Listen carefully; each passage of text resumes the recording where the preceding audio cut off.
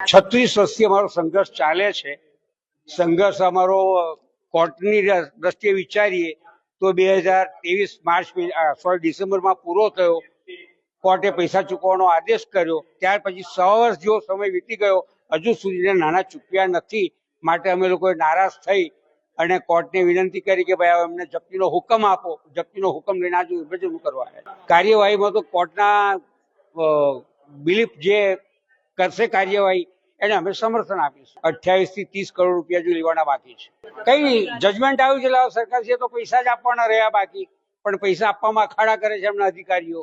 સરકારને તો કઈ કદાચ ખબર પણ નહીં હોય કે આ શું ચાલી રહ્યું છે નીચે. ને આપ સમજી શકો છો સારી રીતે કે શું પરિસ્થિતિ થાય છે. જપ્તી કરવાની છે બસ. સરકારે નાણાં ચૂક્યા નથી તો અમારે જપ્તી જ કરવી પડે ને. કેટલો સમય રાહ જોવાની હોય? તકલીફ તો ઘણી પડે. સરકાર પૈસા ચૂકવતી નથી, ઘણો ટાઈમ થઈ ગયો, વાયદા કરે છે, એના માટે અમે આવ્યા છે આજે.